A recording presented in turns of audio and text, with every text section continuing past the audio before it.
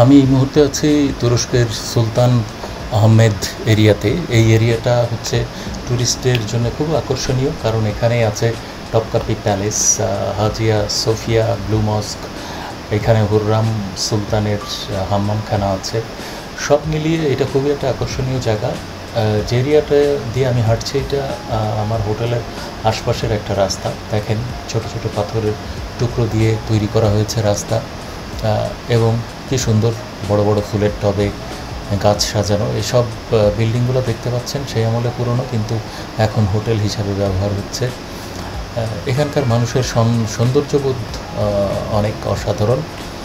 তো আমি এই মুহূর্তে যাব হচ্ছে আরাস্তা বাজার নামে একটা জায়গায়। আরাস্তা বাজার একটা ছোট্ট বাজার, যেটা গ্র্যান্ড বাজারের কাছাকাছি, মানে দেখতে গ্র্যান্ড বাজারের মতো, এবং গ্র্যান্ড বাজারে যেসব জিনিসপত্র পাওয়া যায়, তার মানে টার্কিশ ডিলাইট এবং গিফট, সিরামিক্সের জিনিসপত্র, সিরামিক্সের লাইট, সব কিছু এই বাজারে পাওয়া যাবে। দেখেন কী সুন্দর ফুল।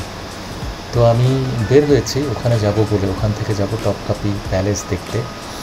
এখন এই মুহূর্তে আমার হোটেলের আশপাশে আছি। এখানে প্রচুর হোটেল আছে, বাট হোটেলগুলো অত বিশাল কোনো ফ্যাসিলিটি না, নর্মাল সাধারণ টাইপের বুটিক হোটেল, কিন্তু ভাড়া হচ্ছে 70 ইউরো, 80 ইউরো, 90, 100 ইউরো এরকম তারা ভাড়া নিয়ে থাকে। যেহেতু ট্যুরিস্ট এরিয়া, সে কারণে ভাড়া অনেক বেশি মনে হয় আমার কাছে।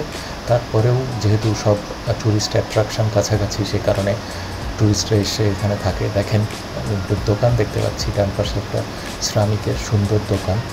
এখান থেকে একটু পরই আরাস্তা বাজারে পৌঁছে যাব। একটা বড় ট্যুরিস্ট বাস দেখতে পাচ্ছি। এই এরিয়াতে সাধারণত কোনো বাস চলার কথা না, বাট যেহেতু ট্যুরিস্ট এরিয়া, সম্ভবত ট্যুরিস্টদের নিয়ে কোথাও যাচ্ছে। এখন ডান পাশে একটা কুশনের দোকান।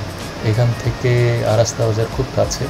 আরাস্তা বাজারে পৌঁছানোর পরে কিছুক্ষণ আরাস্তা বাজারে কাটিয়ে তারপর আমি টপকাপি প্যালেস দেখতে যাব, যেখানে তুরস্কের অটোমান সুলতানরা থাকতেন।